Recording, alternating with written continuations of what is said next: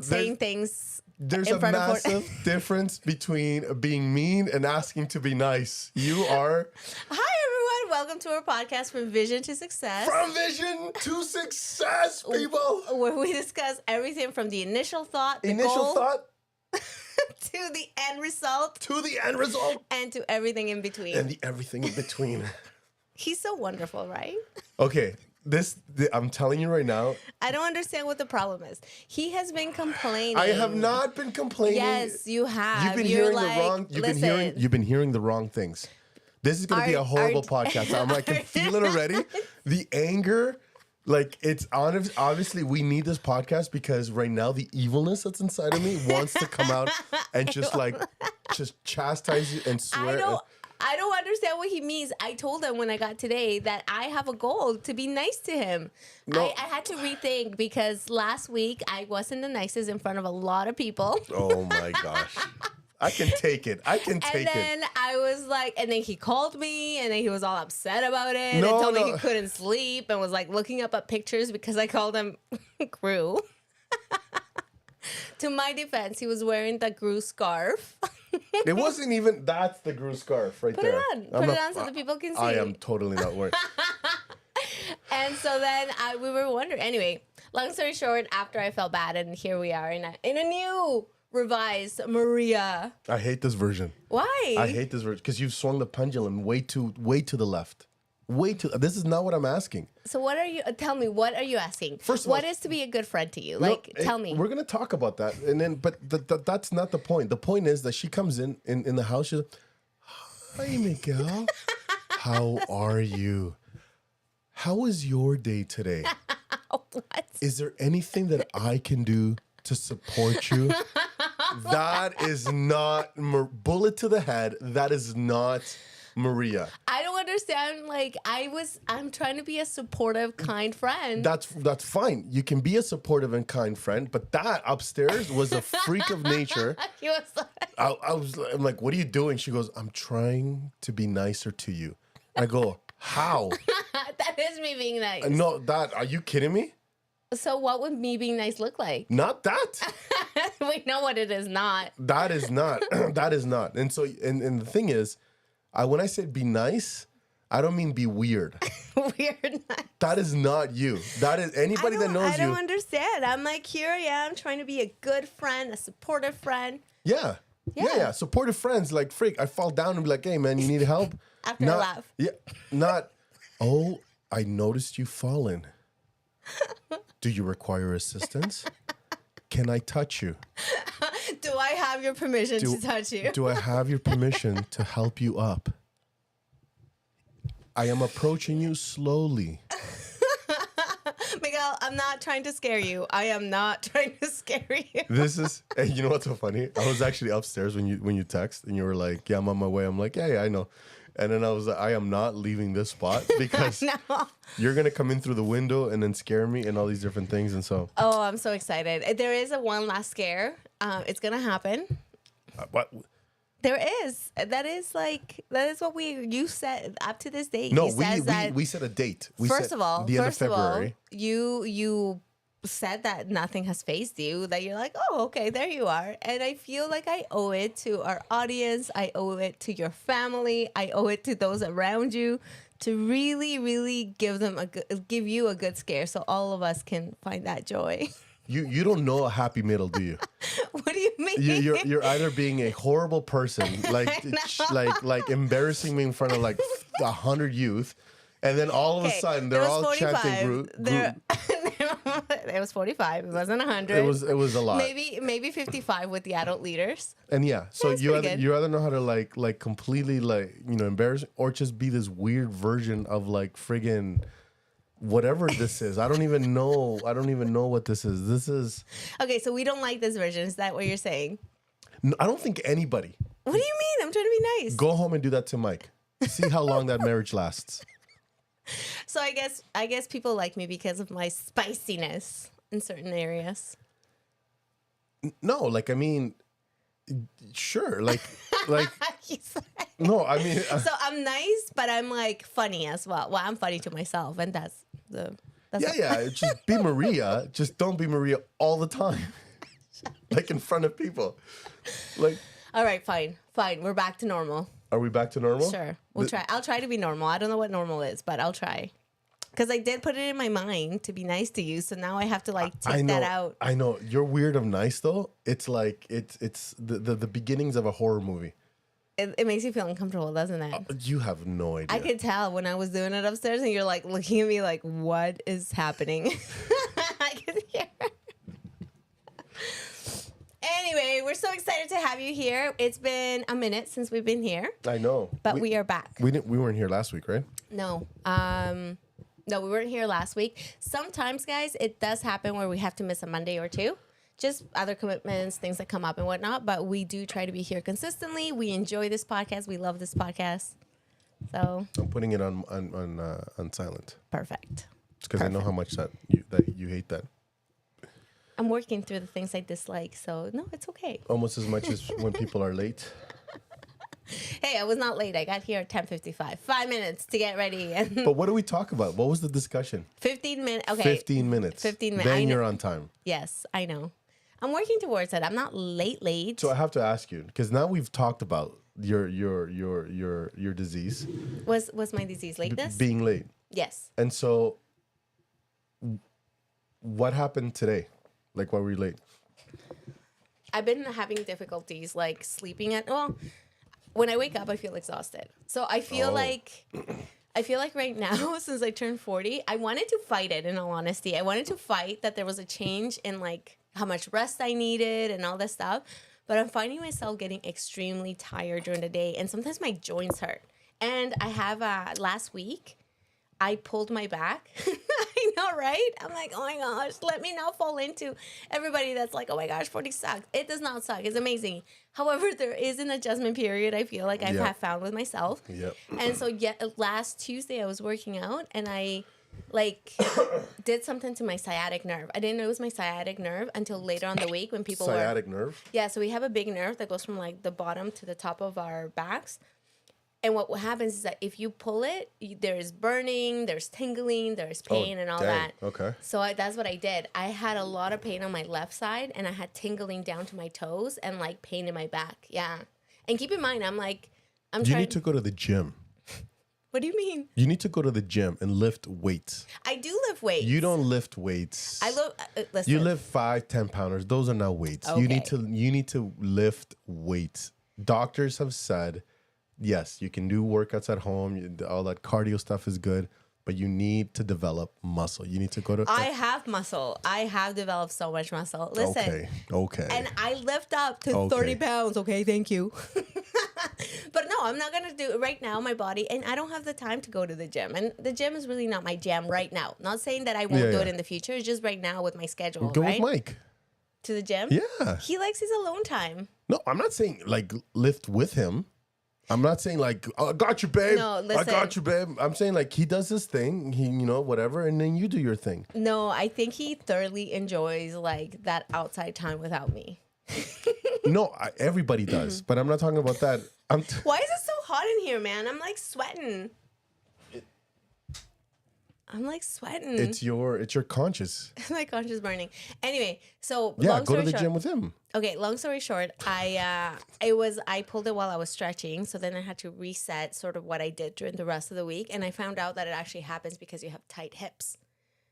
Even though I've been working on my hips, I started a new workout program. I didn't kind of emphasize my hips again, and I've been doing a lot of walking and whatnot, and that makes your hips tighter. Anyway, so I had to go back. I had to revamp, and I'm really happy though. I do have to say that I am much better about listening to my body and adjusting and giving it what it needs. So because of that, I feel better, but I just had to readjust my workout program. No. But the real question why I'm late is that I woke up later. I was feeling groggy and I was feeling like off. Yeah. And then it just kind of translated to my morning. I know, because you work out first thing in the morning, right? Yeah. So anyway, that was it. That's the reason. What about last week? We didn't have a podcast last week. Nice try. So, welcome to the podcast. Before we get started with the podcast, you mentioned the Gru. What is it? Gru? Gru? Yes, Gru story. the Gru story. Do you want to share it? So, why don't you share it with our audience? So I have a style. I like my style. Okay, it's just randomly like in the whole I've known you. always worn that scarf. Maybe it's just the times that I've seen you have not worn it. No, since I've started wearing my uniform, then I haven't worn it. And you decided to spice up your uniform. But then no, my neck was cold. Okay. And it was like the warmest day. It wasn't the warmest day. It was 100% the warmest day. It wasn't. That was the day that it got to 20 degrees. Not that day. Yes, it was. Anyways, long story short, I decided to wear the scarf that I would normally wear in the wintertime. It protects my neck. I don't know how, because it's literally like a tiny rope. It's like that thick. So I don't know what it protects. It keeps it warm. It keeps it warm. Just like hair keeps your head warm. Like I don't have hair. I have to wear something because my head gets cold. So you wear it on your head? What does? Your scarf? I'm talking about this for my neck. What are we talking about right now? Okay, go on. The scarf Yes. I wear because it keeps my neck warm. Okay. I don't understand how, because when you were wearing it, it was not against your neck. It was like down here. Just the bottom part. The back part? Just the bottom part of my neck. Okay. Don't judge me. Anyways, the point is, I like it. And I like how it styles, right? He looks like he came out of a museum and like somewhere. He should have those hats. What are they called? Like the berets. You should have like a cigarette in the corner of your mouth. Should be wearing all black. Oh wait, half of you was in black. Anyways, people like it. They like the style. Like, oh my gosh, whatever. And then with my bracelets, these whatever. They're digging it. But then this one comes in and she starts like, "Hey, Gru." Anyways, that picked up. And so you got like 50 youth calling me Gru all throughout the I don't think anybody was calling you Gru. Are you serious? Even when I got home, even the next day, like for Sunday, like, "Hey, Bishop Gru." So it stuck. So it got to the point where I started like questioning everything, right? And I was like, do I really look like Gru? So like Friday, I wake up, and I'm like, and it's in my head. I'm like, do I look like Gru? So I'm there in bed. And I had sent a whole bunch of pictures from our activity. And then I'm there in bed and I'm like, what is happening? So I pull up a picture of Gru, the actual character. And I'm like, did you look at it by side? No, I didn't look at it. I would never. I'm like, Why? The only common thing is the bald head. Body, nose, everything, not me. And so I called her out on it. And but it got me thinking, while that was happening, I wasn't offended. I was whatever. But there are some people that in the past I've called them. You can't do that with everybody, though. I know. And you've learned your lesson. I've begun to learn my lesson. And so, because in the past I've called someone, "Hey, da da da," and I don't make fun of them, which is I poke, joke, whatever. And we're all laughing. They're laughing. I'm like, but then they're offended later. But then they're like completely offended. Listen, you can't the way that I tease you. There's no way I would tease other people. Oh, so okay, so we do recognize that you're extra mean to me. Thank you for admitting it. Okay, did we just establish like the what is it, the beginning of this whole thing? What? Like that I know what you're that you are relentless against me. And even Mike tells you when you go home. So that particular day that he's talking about, we had a youth activity. There was about 45 youth there, maybe like 7 to 10 adult leaders, and I called him Gru. But then I also called him out. There is this theme that we recite. So young women recite this theme, young men recite this theme. He's been part of this program, this youth program. How many years now? Doesn't matter. And you were, even before you were a bishop. Let's talk. No. That's only been since I've been a bishop. Okay. You guys didn't have a theme prior to that? The theme came out. Oh no, I was in the bishop break. So exactly. Yeah, you're right. And you were over, like at that point you had like. You're still over the bishop. Yeah, you're still over the youth, right? So anyway, we're talking like a solid minimum 5 years, right? So we decide to make it a challenge. We don't have the little like piece, like the little thing that says all the words on there, and the girls are saying theirs, and then it goes to the boys to say theirs. The paleness that came over his face. He's like, "Wait, what? Like, sorry, what?" And I was like, "You don't know it." The reason why, because with the youth, I've given them a challenge that if they remember it, that I'm taking them to Mandarin. And like and so then they're like, "Well, how do you know that they remember it?" Well, I test them. How? Every other day, every other Sunday, on Young Women's Day and Young Men's Day. And so you like have it in front of you, I guess? They come into my office. I sit them down. We talk about it, and then they recite it and I have it in front of me. And if they recite it, then they get put on this list. And then in April, after General Conference, whoever has memorized it, I'm taking them to Mandarin.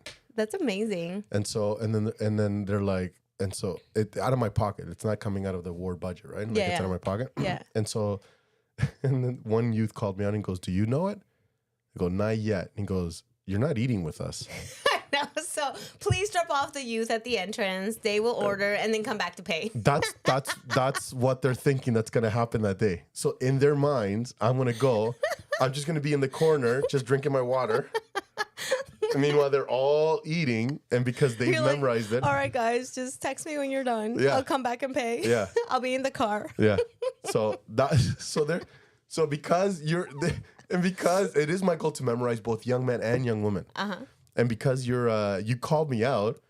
Listen, and then who better than me to call you? And they were all looking at me. 100%. Because you're like, you're lagging behind to try to hear what they said so you can say it. And then you're like trying to do it conversational and you're like moving your hands around like this. And then Elias like turned around and looked at you and was like, "That's not it." I know. His touch to my knee. It's like, just stop that. Just stop. Yeah, that was horrible. Yeah. So she called me out twice. The GRU and the theme. But it was a great day. It was a great day. It was a horrible day. So this is why we're doing what we're doing today. Today we're talking about overcoming confrontations. Because I sometimes don't like Maria. And so what I have done is... There's no problem confronting me, though. Oh, no, I know. I will call you out. But then I have a couple of steps here that I looked up. Some psychologists and just certain things that you can do. There was one thing that there's steps. I hate steps. To do number one, to do number two, you got to do number one. And to do number 5, you got to do number 4. There's certain things that require steps, but I want tools that I can use at my disposal. But are tools not steps? No. Tools are strategies. Okay. And I don't want one strategy to be dependent on another strategy. So if I you don't want them to build on each other. There's certain things that yes, do tell me. Yeah, no, there's certain things that I know that requires the buildup, but there's for the most part, I want to create my bat belt. Like I'm in a situation, I don't want to be in a situation like, oh, what was number 2? Like I don't want to be. But they go like steps help you to like build up memory, right? Like. Even within sports, you have to build that muscle memory, right? Anyway, long story that I'm digressing. Go ahead. You are. Let's talk about that though. No, go ahead. I'm listening. I am so sorry I have interrupted you, my dear friend. Don't do that. Don't do that. We're ending the podcast now if you do that. My dearest friend. I'm gonna scream and I'm gonna swear. I told her if she continue this, something bad's gonna come out of my mouth. Okay. So we're talking about how we resolve conflict, right? I know, but so going back to what I'm saying is, I'm not saying no to procedures with steps. Okay. I do recognize that there are certain things that, that require a buildup. So for example, fitness, right? We talked about the three-legged stools, right? Sleep, diet, and rest. Mm-hmm. Can one live without the other? It's unsustainable. They could, but there's unsustainable if that happens. Is there a first step? No. Exactly. Mm-hmm. Right. And so if I'm going to be healthy in my life, I want to see what's my low bearing fruit, and I want to see, okay, let me start with rest. I recognize that I'm going to bed super, super late with my phone. Let me start with that and let me build on that. Right. Yeah. For somebody else, it might be diet. They're eating out at McDonald's every single day, right? So maybe they will start with that. So that's an example of there's these 3 things that you need to have a proper health, activity, diet, and rest. Okay. But they don't necessarily you have to start one to do the other. Yeah. Okay? All right. You're right, my dearest. Don't do that. Can you guys? I apologize. I swear. Hold my hand. No, I'm not touching you. Listen, can you stop? I will stop. Mike, are you here? Does she do this regularly? Do what? Be nice. This version, we got to call you. We got to give you an alter ego. This version of me. Santa Maria. Santa Maria. That's it. Right here. I don't like That's this. a good name. I don't like this Maria. Santa Maria. Get rid of Santa Maria. All right, go. Yeah, there's no Santa Maria right now. Bev said here it was 22 that day. Oh, yeah, it was 22. It's the Wednesday. Yeah, it is the day that you're thinking of, Bev. It was 22. Anyway. Yeah, thanks, Bev. Thanks for logging in. Anyway, go on. You can log out now. You can stay on, Bev. Just don't fact check me. Listen, don't chase away our one viewer today. We have more. We have more. Okay. So these are all of them. These are the ones that I've collected. Okay. And again, they don't need to be one step after another, right? Okay. And I put them in order of my favorites. Okay. Pause before you react. That's a good one. Right? That's a good one. And this is like, just take a breath, just relax. So many things are said out of anger. Mm-hmm. And then you can't take it back. Mm-hmm. And then there's like this whole like process where you have to now ask for forgiveness, and there's too much. It opens up another road to 37 things that you 100%. Steps, right? Listen, I live by that rule now, where if I'm upset, I give myself 24 hours. I remember with Joey and his hockey team, one of the trainings that. Okay, so within hockey, parents need to do trainings because if you've heard, hockey parents are a little bit intense, and there's a little bit of like conflict and stuff that happens. By a little bit, I mean a lot. Sometimes people get kicked out, police gets called. But anyway, are you serious? Yeah, I read of a story in Woodstock where it was one of the parents super upset. No, it was actually the coach. The coach lost it. So the coach lost it on the referee. Keep in mind that referees are teenagers. Started screaming at him, doing all kinds of crazy, and then they had to call the cops. So then, as he was being like taken out, he was like tossing everything. Yeah, it's crazy. Anyway, that's insane. So one of the things that happens when your child's in sports or rep sports is that they send out an email telling you that if you need to talk to the coach, give it 24 hours. Do not email the coach within the time of the game span, right? So that's the rule. And I loved it because I'm like, I try to live by that rule because it upsets me right now. I'm going to give it 24 hours because I'll have more clarity in 24 hours. And I don't have to go, like Miguel says, into this 38-step process of apologies, feeling bad, and trying to work on something. It's true. Yeah. So give it the 24-hour rule. Give it the 24-hour rule. The next one that I have here is, so again, these are our order of my preferences, the ones that I like. Yeah, your steps. They're not steps.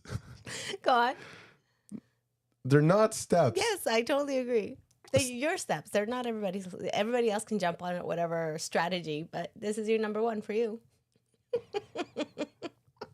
Go on. Do you, Miguel? Wear that scarf. That's right. That's what Bev said. Thanks, Bev. Thanks for. That's what I'm saying. Let's find it. Go put it on. No, it's not here, and I'm not. And I am not leaving this. I'm not leaving the studio, so you can go hide and then scare me when I come back in. Okay. Number 2 is stay calm and regulate yourself. Yeah. So, how do you regulate yourself? Breathing. Yeah. Breathing, and one thing that I've been doing lately is you can tell a lot by a person's face, like how they're like glitching or how they're like whatever. And so, like how I'm listening super intently to you. Educate me. I need your knowledge. Go on. And so if somebody's like screaming and they're like going off and whatever, I take a look at their other facial features to try and give me a little bit of an idea as to why they're saying what they're saying. Like if their bottom lip is about to quiver, the meaning they're super emotional, and then they're about to start crying. There's an emotion attached to that I may not understand. If their eyebrows are like down, whatever, they're angry. Well, why are they angry? So I try the face says a lot, right? And so I could kind of like, to help me focus on them. So one of the reasons why I focus on their face is I'm focusing on them and not what they're saying. Do you understand what I mean? So I've been doing that a lot lately with my kids and with just people that I talk to, especially when I go into schools and I have principals that are like super emotional or teachers or whatever. I'm just there. I'm listening and I'm talking. I'm trying to understand them. But it's been interesting. I've been doing it for like the last 4 weeks. Mm-hmm. And anyways, for myself, I've gotten a lot out of it. Mm-hmm. So this is how I would suggest. You're gonna love this because I read in this book. But in all honesty, it is so stinking good, and I've learned how to self-regulate and how to help my kids regulate. Okay. So some things that you want to do when you want to self-regulate is that you actually don't want to dismiss what you're feeling.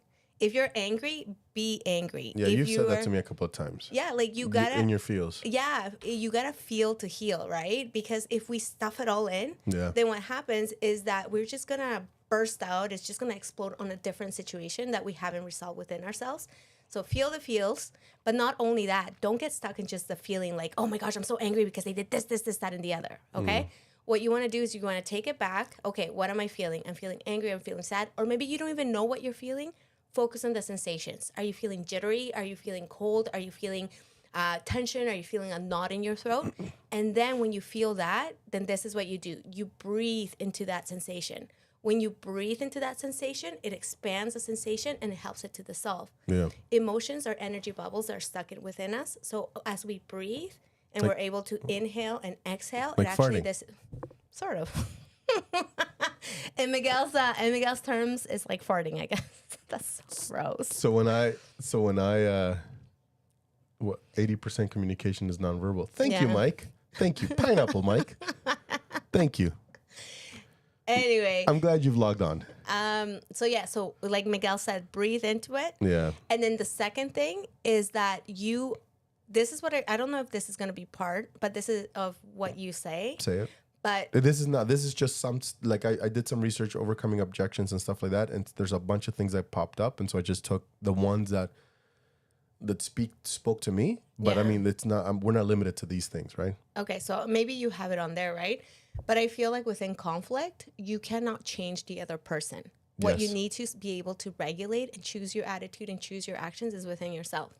So what you need to figure out is how you're feeling, validate yourself, soothe yourself. So at that point, you go from your emotional brain to your more logical brain. And when you're in your more logical brain, then you can come up with strategies that can help the situation that you're in. Yeah, there's a couple of things here that support that. Mm-hmm. And one thing about breathing, it allows more oxygen into your system, right? And so when you're emotional, there's a lot of you do short breaths, and so you don't actually get enough oxygen within your body. Yeah, a lot of the things is like your brain is overreact, like everything's overreacting. Your organs are like super hypersensitive, and so it's pulling more blood and pulling more oxygen, right? And so then what you need to do is you need to breathe deeper so you can allow more oxygen, allow more brain or more blood to the brain, so you can calm down and relax, and then it's just that cortisol can just leave the body, right?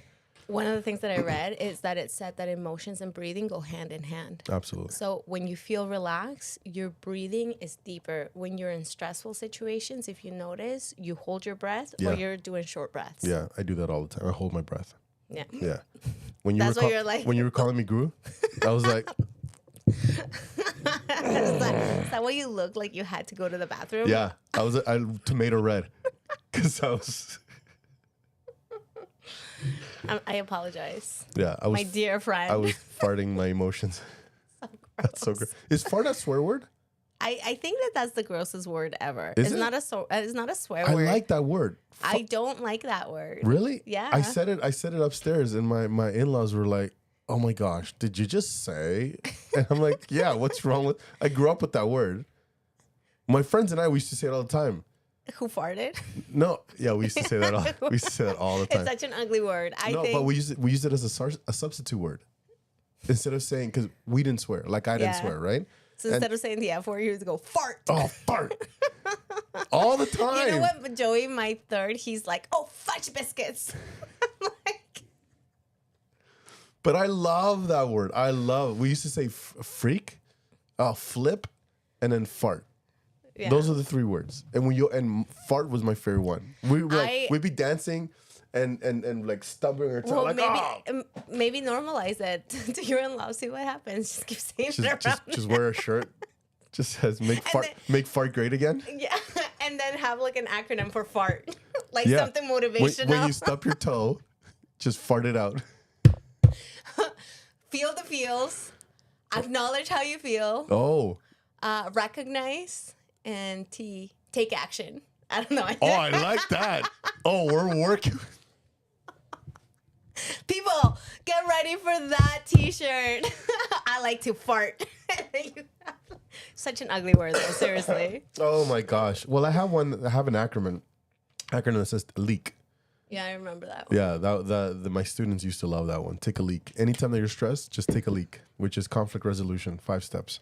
Those were 5 steps, right? And then they did build upon each other. Number 3 is acknowledge the emotions, yours and theirs, which is what you were saying. Yep. Right? You gotta, yeah. It's the whole like let them feel what they feel, but let you feel what you feel as well. There's this one, and this one is, even though it's my 4th favorite, if there was a process of steps to or whatever, this would definitely be, in my eyes, would be the last one. Okay. Which is follow up.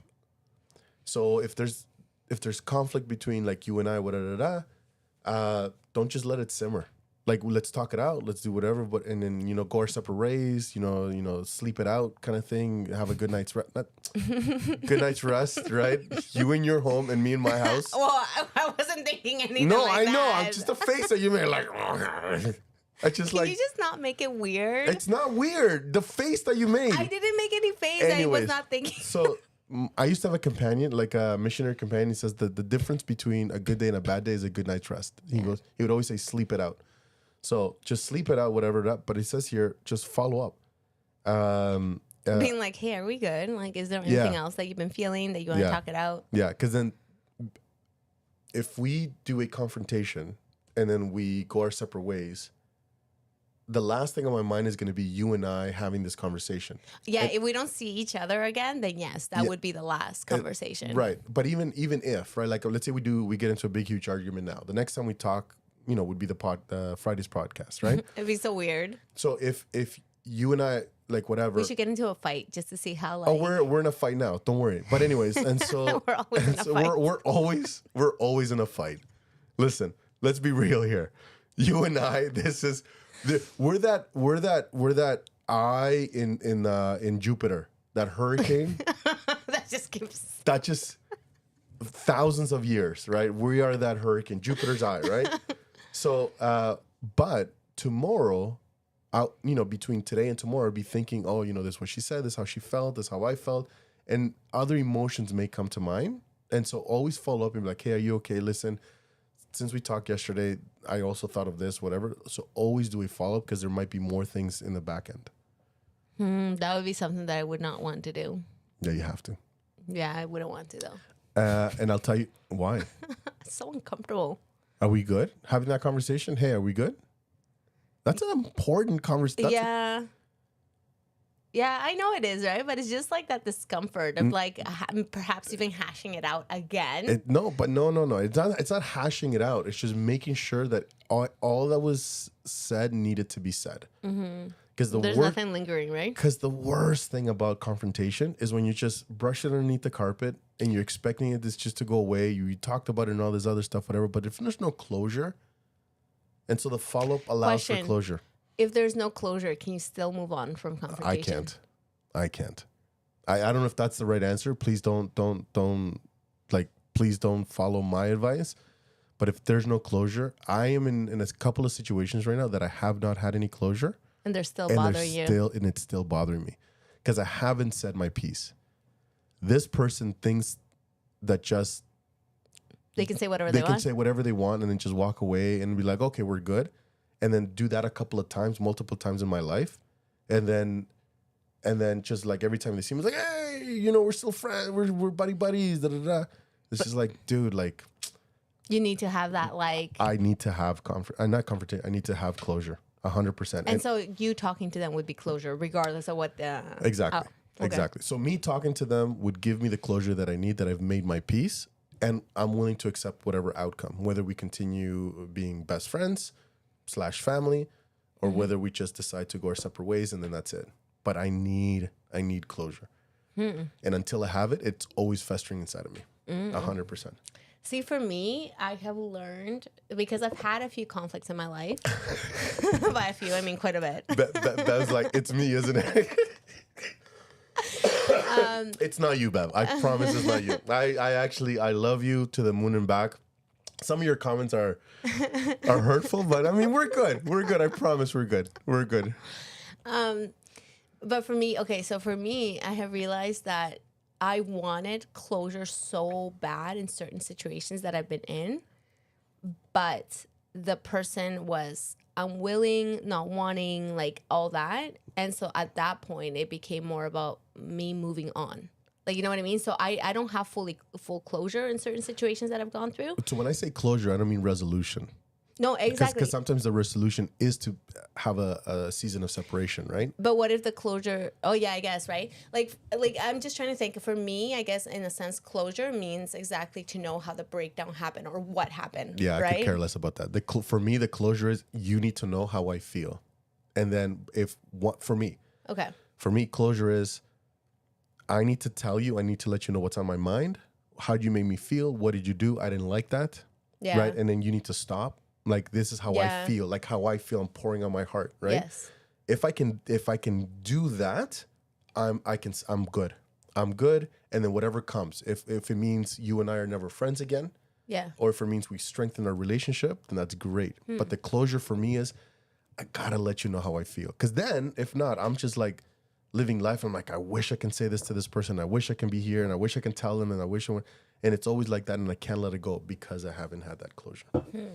Yeah, so for me, yeah, though, right? It's funny because I'm like talking about closure. I'm like, closure can mean so many different things to people, Probably, right? yeah, probably. Because for me, closure is knowing how the breakdown happened. Like, I'm just trying to understand what happened and what led to this point that where we're at, right? Yeah. But as far as No, I think you're right. I think closure for different people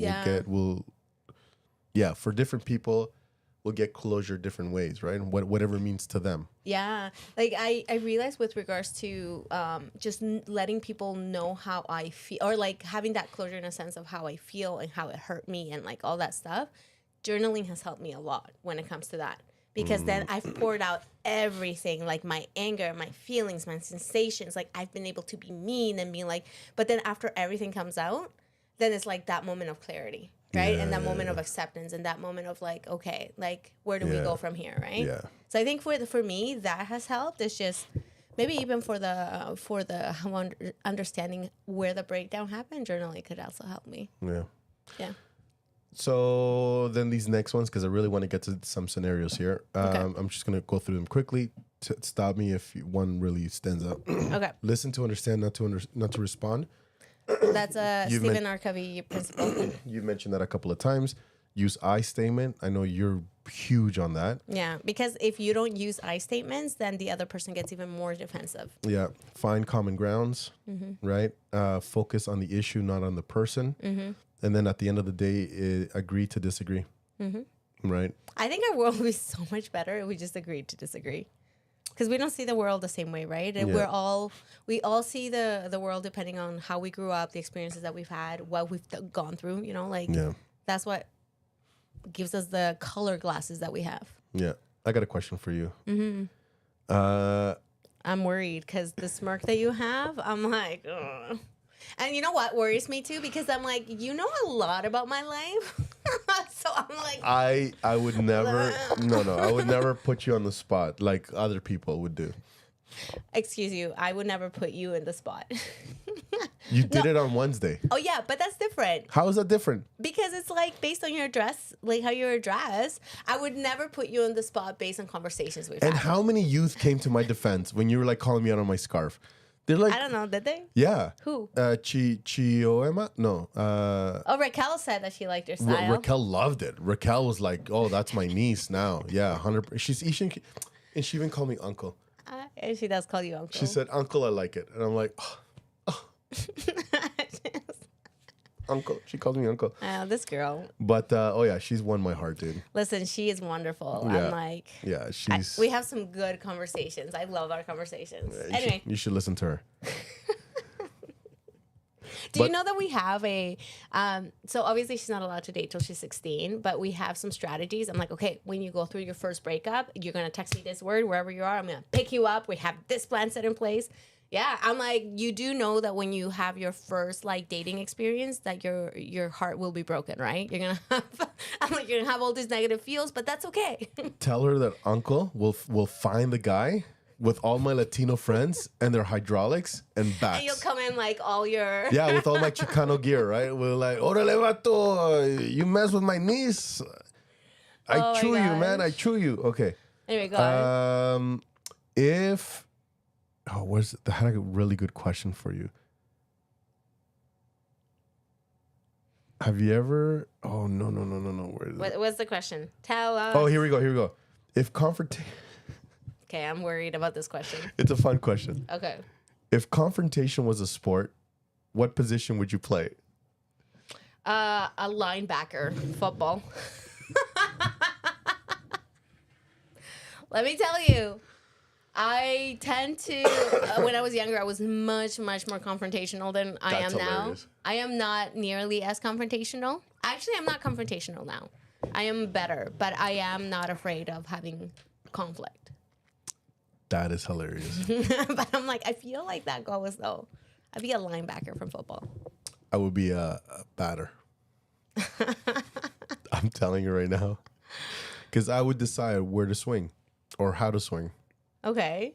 If I want to knock it out of the park, if we're just gonna just let it go, or take a walk. You know what? Like, I know you've gone through conflict, but I've never seen a side of you where you've been like in the heat of the moment and like one time. And I think you told me. I think it led to like punches and whatnot, right? Or no? 2 times. Okay. She's like, okay. And here's the funny thing is, with the same person. All right. And you know who I'm talking about? Okay.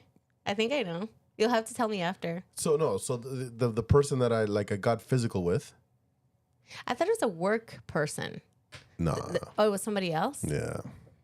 Okay, we'll talk about it after. I think I know, but I'm not sure. Anyways, same person. It's just this person just. It's actually, is it the same person that you have the conflict with right now? Okay, I definitely know. Yeah. I've lost my cool. Listen, if you're watching, he's lost his cool. He's gonna come like swinging punches. That's like, I think it would be a water boy. Why a water boy? Like, because you can run and like aid the person's in conflict, and if not, it'd be like, oh, I think I need water. Or we're talking about Chinese torture, right? With the waterboarding. No, that would not be a waterboarder. Yeah. I had another question here for you as well. What is it? On a scale from 1 to 10, 10 being flipping the table. Like Jesus mode. Like, Jesus in the temple mode. Like you're done. What number are you? For what? Conflict? Confrontation. Like. I mean, I'm a 5. There's no way I'm not like maybe in my younger years when I was less mature and I was all stuck in my own fields and wouldn't understand other people where they're coming from. I definitely would say that I've been like an 8 to a 10.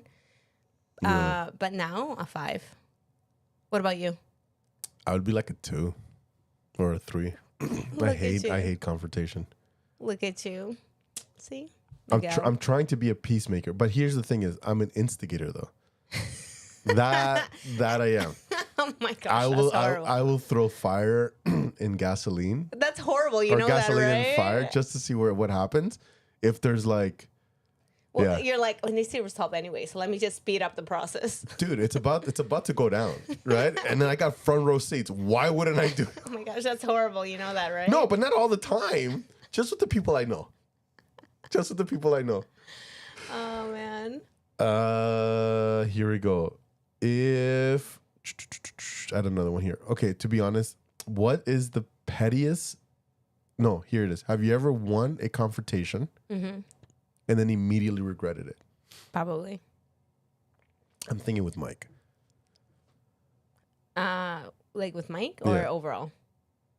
Well, I don't know. Like, I've been pretty mean. Like, Mike and I have had really bad fights. Yeah, like especially before, Why I would- was like a horrible wife. Why would you do that to my mic? I know, it's so horrible. Like he had a calling in church. I I think remember this that. was like Yeah. the pettiest I was, and I was not supportive, always like critical, and like didn't help him or anything, right?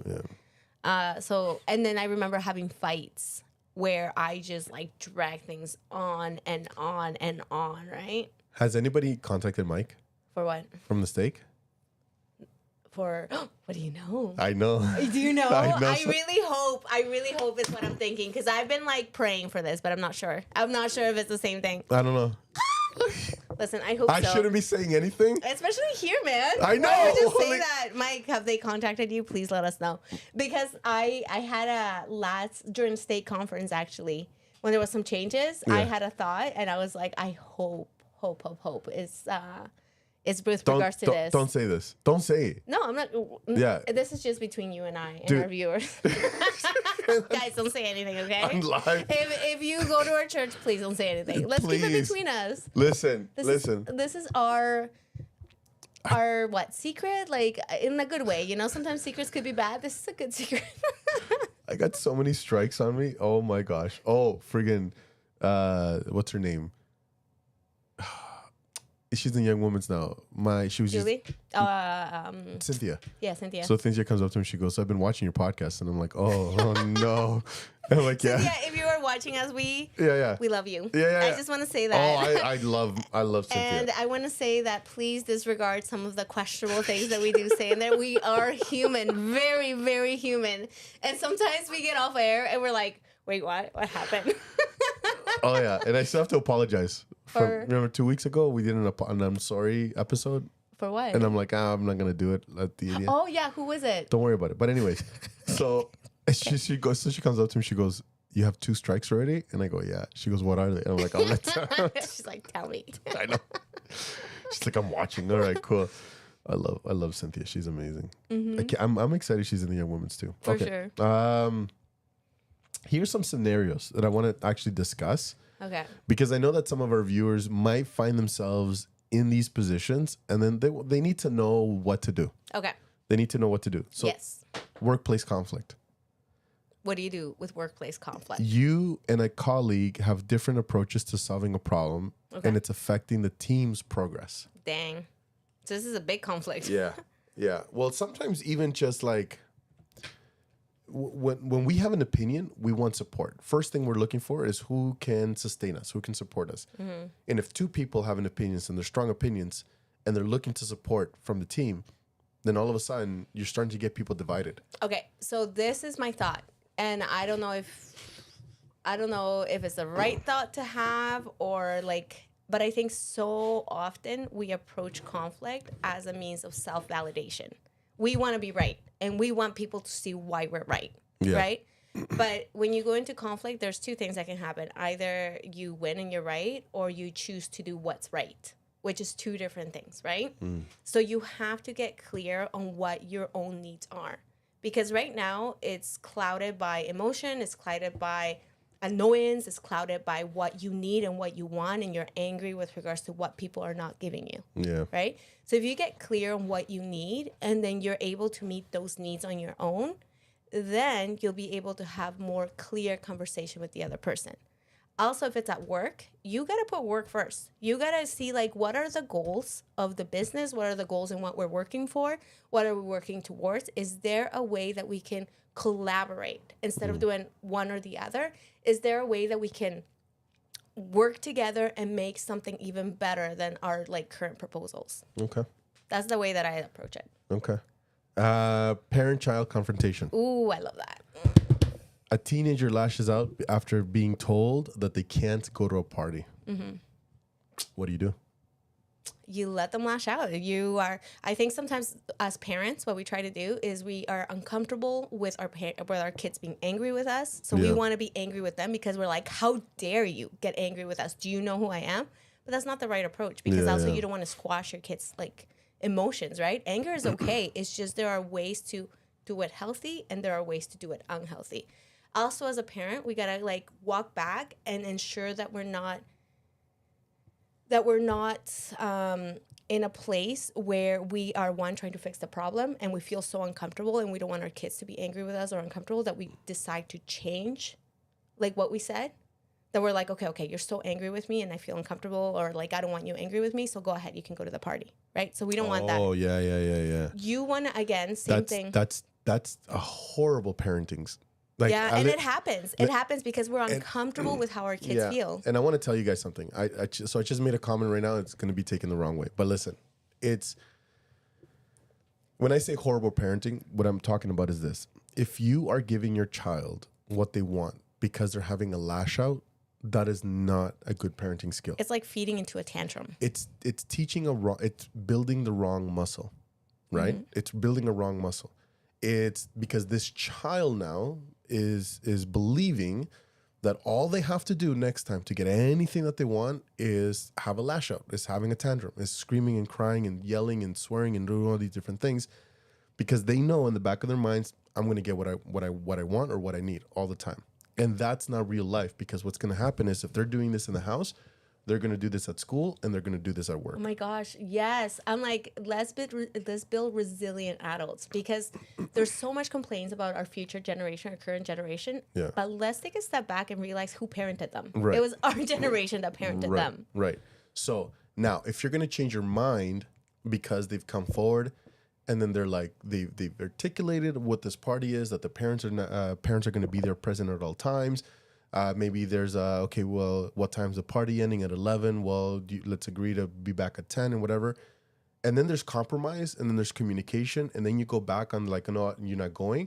That's different. Now the muscle that you're teaching is that these children, they can articulate, they can communicate, they can compromise, and that should be rewarded. Right. And then it's not about the pride. It's like, well, I'm your parent and I said no, so it stands like a no, and all this other stuff. There, yes, you know what? Discuss with them, have a conversation with them, and you are allowed to reverse your initial thing. Mm-hmm. But if you are reversing it because of what you said, because of whatever, then they learn the wrong muscle, and then they take this practice into the real world. And in the real world, I'm telling you, it's not going to be kind to them. It is going to destroy them. So I watched this it was like just a video from a podcast. You know, I'm a huge fan of Dave Ramsey. He's a financial guy, and he has this whole bunch of other guys that work with him, right? Anyway, one of the questions was with regards to a 14-year-old being upset that she couldn't do the same thing that her friends were doing. They lived in a community that was a little bit more affluent. Her parents were getting financially fit, meaning that their spending was, you know, it was focused. They were repaying debt. They were doing all these stuff. So they couldn't do the same thing that the other teens were doing. The other teens were heading and going to like out to eat, $20 lunches and all that stuff. And she herself couldn't understand why she couldn't have the $14 lunches, right? Or I mean the $20 lunches like her friends were. Yeah. So she was angry, and she was like, oh, like you just want to make me look poor and da-da-da. And so the mom called in, and she's like, how do I approach this? Like, I don't know what to do. I feel so bad. I don't want my child to feel that way, but I don't know what to do, because we also want to be debt free. We want to build our wealth. We want to do this, right? Yeah. And I really, really love the advice. He was like, first of all, he was like, you need to understand that what she's feeling is feelings. And you need to come back and say, what am I feeling? Am I feeling like I want to give in because I don't want her to have those feelings? Yeah. Because as human beings, sometimes, especially with our kids, we want to take away those feelings and we just want to make it better, right? Yeah. But making it better doesn't help them, right? So then she's like, and then the advice that she gave is like, let her have the feelings that she's having, and let her have the 14-year-old things, just like her age should be. Mm-hmm. Sometimes we have this expectation the kids should be more mature than they are. Oh my gosh, yes. Yeah. So when it comes to the dance, the kid is like acting up and saying all kinds of like things. Then you want to establish that you're the parent and say, okay, this is not appropriate. What you need to do, you can be upset, you can have your feels, do whatever you need, but you need to have respect or go to your room. Go process somewhere else, right? And then when they're processing and you process as well, then have a conversation. Yeah. That's what I do with one of my kids who's like more into feelings. I ask him, I was like, okay, do you want to talk right now, or do you want me to come back? he's always like, I want you to come back. Yeah. And then when you're both in a better like state of mind, then you can have the conversation, and they don't have to like what you said. Yeah. I always tell my kids, I'm not your friend. Yeah. I'm like, I'm your parent. I love you, and as a parent, that's like above friendship, and I am not your friend. Yeah. I always tell them I'm your friend and I'm your parent, but I'm your parent before friend, and I'm gonna do and say things that your friends won't do. Exactly. Yeah. Right. So then I like that. Maybe I'll switch it to that. Well, because I like being their friend, and we have inside jokes, and that's what friends do. But I'm also a parent, and that takes priority. Yeah. And so for me, being a parent is going to have those difficult conversations. Yeah, and I'm exactly. gonna tell you that if you're doing something wrong, I'm gonna tell you. Yeah. A friend would be like, "Oh, come on, yeah, listen, YOLO. You only live once. Let's do it, right? Whatever." Exactly. And so I'm like, I'm not that. I'm a parent before I'm your friend. I can be both, but I'm not. Oh, I like that. I think I'll switch it to that. But yeah, absolutely. Like my kids and I always have that conversation. Yeah. I was like, listen, I'm like, I love you, and I will always do more than what a friend does. And that more means that sometimes you don't understand, and that's okay because I have more life experience than you, and you'll understand when you're older. Yeah, absolutely. Mm-hmm. There was one more. I know we're running out of time, but there's one more scenario that I really wanted to discuss because I think it's very important. Where do you go? Family dispute. Okay. I don't want to do that one. No, I don't want to do that one. I think I did say the parent-child one. Yeah. Cause of the carry. Listen, both you and I, when it comes to family disputes, that's not our forte. I'm sorry. We're not airing We're not it. there yet. Cynthia may be watching. So here we go. A romantic relationship disagreement. Okay. One partner feels neglected and accuses the other of not caring. Mm-hmm. I think this is a very important one. What would you do? I've been doing a lot of talking, so what would you do? No, I'm asking you. I'm interviewing you, dude. What would I do? I would let them know. And like you're feeling neglected. What would you do? Like you're the one. Okay, so you and Tegan are having this conversation. You're letting Tegan know. So yesterday. I'm like, Tegan.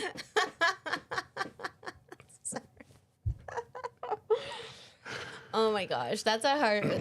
You know what? You know why it's like such a relatable conversation? Because it happens to everybody. Because we're all different. We all have different love languages.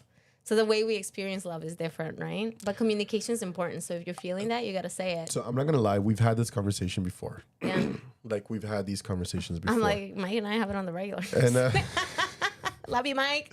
Love you too, Mike. Love you too, Mike. I don't feel loved and and cared about from Mike. What do you mean? I feel. Remember when both you and I were shocked that he picked me when we asked? I was like, and he's like, I don't understand why you would be shocked. I was like, and after that, it's been a downward spiral. It's been great for me. I was like, this man has my back. No, it hasn't been great for me. It's been a downward spiral with it's strained Mike in relationship. Me and Mike. You don't know if Mike is in the inner circle anymore, Mike. Mike. You're tittering on like the inside so there's the inner circle, there's the circle, and then there's like you're like in the outer darkness. you're like somewhere else. I can't even see you, buddy. Like that hurt. That really hurt when you picked Maria over me. Yeah, we were both shocked. We were both shocked. I was like, oh shoot, he's totally gonna pick me up.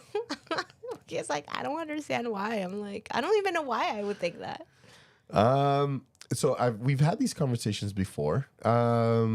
And one thing that I've noticed, if you're going to have this conversation with your partner, right? And I like using the word partner. I know that some people are like, why don't you say wife or why don't you say husband? I go, because depending on the viewer, right? And at the end of the day, your husband or your wife is your partner, right? So I like saying partner. But anyways,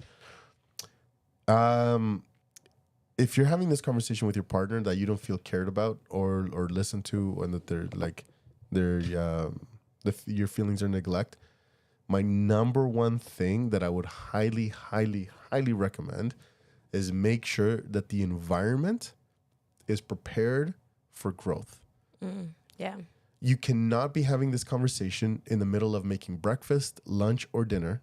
With kids around. With kids around, running around, you cannot have these conversations. If you have your in-laws around, you can have this conversation. Can you imagine bringing it up in front of your in-laws? Like, or just even like, yeah, like if the husband or wife is sending out an email, they're in the middle of the work, they're in front of a call, or they're talking to somebody else already. like if you want this plant to grow, you got to make sure it lands on good soil. I would recommend as well, along with prepping the environment to make sure, is that one, you're clear about what you need. Like, how do you want this conversation to go? And then when you're in the conversation, doing the compliment sandwich. Have you ever heard of it? Yeah, it's like, I don't like that. I personally like it. I know you like it. I hate it. I've done it to you many times. I'm just kidding. That's why. And how many times have I told you? Oh, please. Just tell me what it is. I hate it. The compliment sandwich, you have to be genuine. You cannot just be talking out of your butt. Like, you have to be genuine when it comes. I tell my kids to never do that. If talk out of your butt? No, what? No. The compliment sandwich. I tell them, like... No, how could you tell? Listen, when you're prepping the environment, you want to ensure that you're not just so focused on the negative, because guess what? There are positives that are happening as well. It's just right now there are other areas where you want it to improve. You know why I hate it? Why? I'll tell you why I hate it. Am I getting compliments only when you need something? No, of course not. But that's why I hate it. And so if my kids if there's a confrontation between my wife or I, or my kids and I, or you and I, whatever. Okay, but listen, if they went like this, if the compliment, when I say compliment sandwich, I would say, let's pretend I'm one of your kids, okay? Look. Let's not do that. I pretend to be taken. I'm one of your kids. We're not pretending you're not taking it all. I am not Ready? taking. Here we go. Anyway, and I'm upset with you. You're upset with me. I'm like, listen. So how I would approach it, be like, hey, Dad, listen. I appreciate the hard work that you do. I appreciate the breakfast that you get up and make us. I see your hard work. I just want to talk to you about something because I know you're trying, but there is this area that is hurting me or I'm having a hard time with that I want to talk to you about. Yeah, that's great. Hold on. Okay. Then whatever, they say whatever their piece is. And then they say, like, they do their I feel statements, whatever, right? And then they end it with ensuring, like, ending on a positive note, being like, I know you're trying and I love you and I want to have a closer relationship with you. Yeah. So I'm hoping that we can work something, we can talk about it. Again, with a teenager, it's very unlikely that the conversation will go like that. Yeah. But wouldn't that create a less like contentious, it's a less contentious environment, right? But okay, how would you go about it? So I hear you and I agree with you, and I highly recommend that people use it. He just doesn't like to be psychologized. Or the same strategies that he uses and like encourages others to use. He's like, don't give me that crap. No, it's because I know, and then how would you do it? It's the nail on the forehead. Okay. Right? How would you do it? Like I tell my kids what I want. And if they go outside of that, what I want and what I need, and I think the whole thing is coming back to like, you got to get to know your partner. You got to get to know the person that you're talking about, right? And so if the person doesn't like that strategy, why would you use it? Yeah, I agree. So that's the whole thing. And so with the head and the nail, right? It's like she tells him, listen, it's not about the nail. I just need you to listen. Yeah. Right? So she was telling him what she wanted. Yeah. And so with my kids, I always tell them, like, listen, if there's anything that I'm doing wrong, just tell me. Don't be mean. Yeah. Right? You have to be respectful, but just tell me for what it is. Yeah. And we'll work it out. We'll sit down, we'll work it out, and we're going to have an open conversation, right? Yeah.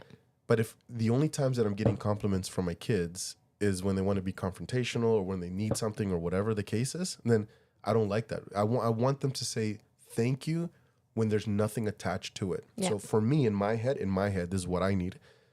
The attachments or the compliments comes with an attachment. And I hate that. Yeah, I can see why. So my kids are like, they know. And they have. And they've been very respectful. And they're like, hey, Dad, listen, can we talk? How would you approach it with someone you don't know? What do you mean? Like you're having conflict and let's say it's not somebody in your family. Because like you already kind of develop a strategy. Be like, like, be clear with me. How would you approach? Let's say you have a conflict at church. I would use your strategy. Yeah. And I wouldn't list like 5 complimentary things. It has to be genuine. That's the thing. Like you don't want to go in looking fake. Yeah. You should never, because at that point it's not doing you any good. It's not doing the other person. Yeah. If everybody has positive things that you can highlight and you can appreciate, and it actually, I believe it puts you in a better state of mind, where instead of just being like, and they did this and they did that and that you're like, okay, I know that this has areas of like struggle and potential growth. But there are these other areas where they are doing okay, or like I am happy with, right? Yeah, and so so I completely agree. And if there's an opportunity for me to learn and get to know the person and find out the best way to approach them, then I would take that step first. Yeah. Before approaching them and be like, hey, we need to talk. Yeah, right? like you're doing this and this and that. But if there isn't, and if it's like we have no time for whatever reason, and it's like I'm not going to see this person in a long time, and I really need to whatever, then yes, that's why I say. How would you approach it with Tegan? With Tegan, you're having conflict with Tegan. I need to use a lot of we. Oh my God. We feel that we shouldn't be doing this. No. That's not what I said. You're like, listen. Oh, it's on I. It was I said. You even said as part of your strategies. Use your strategies, man. These are not my. These are strategies that I found online while doing the research for this podcast, and I said, "This is a strategy." Miguel is of the mindset: do what I say, not as I do. So we're back to Old Maria, huh? So we're back to Old Maria. My apologies, my dear friend. That is 1 hour, and I even told her as soon as we got into the studio, I'm like, this is not gonna last, right? And so she's like, it's gonna last forever. I'm like, yeah, forever, yes. Listen, I realized what I said. I don't see there's anything wrong that I said because we all know your track record. The freak. Oh, I love your track record. I have. In my mind, etched in my mind, I have different instances where, like, things that you've said that I'm like, what, Tegan? I'm like, oh my God, did you really just say that? No, Tegan, I will tell you how you feel. No, that's not. And she's like, okay. I have never, ever in my entire life. Should we call her? We're not calling her. I think that's the end of this podcast. Like full blown telling us, like, yeah, guys, this is how. No, Tegan. No. I'll tell you how you feel. Listen. I will bet money that I have never told Tegan, no. This is how you feel. What I have said is when we've been talking about a particular whatever, and then she goes off and she's like, oh, this person, and the reason why this person is doing this because of that, and I'm listening to her, and I'm like, that's not the reason. Like, let me tell you the reason why. Yeah, you're upset. and I have no, never upset. I'm like, the reason why, maybe once, but the reason why this happened was because of this particular person, and I'm thinking of the case scenario or whatever and then whatever. But I observe. Yes, he does. I have a collection of stories and memories and events that I'm able to pull. I just listen every time. We need to go out for dinner more often now that I think about it. Can I tell you? But hang on. This is the thing is, I will tell you that I've been more sensitive to Tegan because that's so good though. No, and I'll tell you why. It was something that she said. I think I've said this to you, and something that she said, and I'm like, yeah, it would suck to be her or anybody to around. be married to you. No. You're like, yeah, I do see it. It would suck to be married to me. What the freak? Nah, dude. What I have said, what she said, and it really opened up and it may seem pompous and it may seem like high horse comment, but she goes, it sucks being married to someone who's always right. Let me explain it. I think she was being sarcastic. No. Let me explain it. It's because we read the same books. Yeah. We listen to the same podcast. We're on this journey of self-development and all these different things, right? So if we're having a conversation, and you don't do this at all, but if we're having a conversation and I'm always able to back it up with like stories and case scenarios and quotes and stuff like that. Yes. I do love your the things that you say. So again, it didn't last. That was like, what, 5 minutes? Yes, absolutely. Tell me more. No. And then what happens is, because I've been around people that have always thrown facts at me. And then I feel like, well, I can't fight against facts. So emotions are out the window, right? So it's not the fact that I'm always right, is that I'm always able to back up my side with facts and stories and cases, right? And she doesn't. She just has the feels. And so you can't, when you have a battle of feels versus logic, it becomes a hard battle. Like, and I don't want to say the person with feels always lose, but the person that uses always feelings does come up short a lot versus a person that's always using logic. And so I'm the guy that always uses logic, and I'm like, okay, I gotta stop doing that. I cannot wait to like do a snippet of this and just post it. What did I say that was wrong? What did I say that was wrong? We're not leaving this podcast until you tell me. Is it wrong or is it right? What you said? Yeah. And it's wrong. How is it? So enlighten me. I want to learn, and I'm being serious. Go. When you're having a battle between a person that always uses emotions, you're not talking the same language. That's what I mean. Yeah, but at the same time, like you are using the facts and the situations and what you know, like potentially in a way that is different than what the other person is feeling. Just because you have a fact or something to prove, it doesn't mean that it's right for the situation that you're. 100%. I agree. Like, I've seen the arguments that sometimes you guys have had, and I've seen not arguments, but like the little bit of and some of the things that you say is like, I'm like, Miguel, and don't get me wrong, because sometimes as well, I totally see where you're coming from, and I'm like, okay, I get what you say that you say. So I don't want to say that I fully, I'm like, you're always put your foot in your mouth. Like I don't think that at all. But I think there are situations that sometimes understanding and listening to what she's that's what I'm saying. Yeah, but when she is feeling and letting you know what she needs, she doesn't need you to come up with a story, a fact, and something to prove. That's exactly what I'm saying. Okay. It's so in an argument between emotions and logic. There's two different things. I know, and it's not saying that like you cannot win in an argument with logic and facts. I know that. No, you said that when you are having an argument with logic and facts and emotion, that the emotion always comes short. In that particular conversation, the person feels short. Okay. Because you can't back up feelings. But feelings don't need to be backed up. Feelings are real. Feelings like... I know. That's what I'm saying. That's what I'm saying. Let me fully understand. Okay, go ahead. What I'm saying is that if you are in a court of law, right? Like you need facts. Absolutely, right? That's what I'm saying. So when I go in to have a conversation with somebody, in my mind, I'm in a court of law. Okay. So when I'm having a conversation with somebody, I need the facts, I need the case scenarios, what happened at certain times and whatever. There is no room for emotion in a court of law, right? It's about right or wrong, period. In a court of law, it's about right or wrong, and there needs to be a judgment based on whatever happened. However, in a conversation with people, it's not a court of law. Emotions play a big, huge, massive role. And so, but my thing where I'm like, where I've been better is realizing that I'm not in a court of law and that I should take into considerations more emotions and the person's emotions. So that's what I'm saying. Okay. But in the past, I've always treated it as a court of law. And then I'm right because here are the facts, here are the case scenarios. So-and-so person said this, so-and-so person said that. And in my mind, it's like, why am I not being understood when I'm proving my facts? That's all I'm saying. But okay. I think this conversation might be like, I think with this one, we have to agree to like disagree.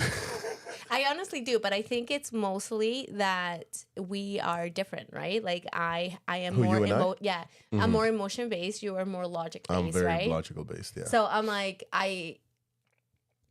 although I'm hearing your point, right? We're saying the exact same thing. I don't think we're saying the same thing. I think we're saying the exact same thing. I think it's important to understand what happened, right? But I don't think necessarily because you have the facts or like the things to back up is going to make an argument better. Is the whole thing like, would you rather be right or do what's right? Right.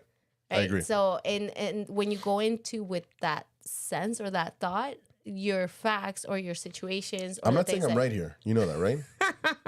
No. I'm actually. You know, I'm not wrong. I'm not. You know, I'm not right. Okay. Like you're right, 100%. Everything that you just said. Yeah. That's what I'm saying. I'm trying to be better.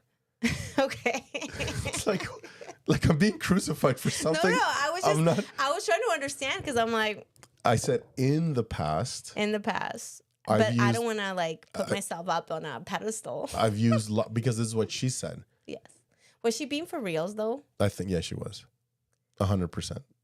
Because we talked about it, and it made me. It humbled me. I'm like, I have to stop using If she like weaponizing it almost. yeah, like I have to stop using the books that I read to get my point across. I need to listen to the other person. I need to Do you feel like take consideration emotions. the fights have gotten better, or like how you guys resolve arguments has gotten better since you've had that shift? Yeah, I would say about.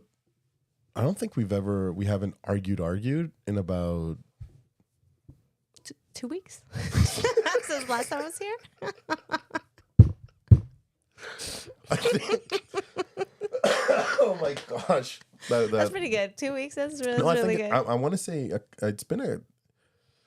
When she said that was about. What's wrong? You're like all jittery and stuff. Are you nervous? How am I can nervous? see like you're moving. Your leg is like. I would say when she made that statement, it was about 4 years ago, and since then, it's been like I've been more aware, More mindful. More mindful. That's the word I'm looking for. All right. I thought you were gonna say like the last 3 months, 2 months, but 4 years. Yeah. There's some work there, my friend. You need to listen to your own advice a little bit more. There's a little bit of work. And that note. And I think we reached the end of this discussion. You just witnessed what you said. You're like, I think we should fight more often. You're like, let's argue. And I'm like, no, we're not gonna argue. Oh my gosh. Anyway, thank you so much for joining us with this enlightening podcast. Podcast. What was your takeaway? We got 30 seconds. Go. That you need some work, my dear friend. What was your takeaway? My takeaway is that Maria's a liar. Is a liar. She came in saying, I am reformed. I will be better. I will support Santa you. Maria. She was Santa Maria. That didn't last. Listen, that lasted. I don't know. I don't know what happened. Yeah. I feel like I'm still nice though, no? Yeah, I am nice. You should watch this podcast again. You should go back and rewatch it. Sometimes when I watch it, I'm like, oh, dang. Make sure you like, share, subscribe to all of our social feeds, and then we look forward to talking to you. Bye.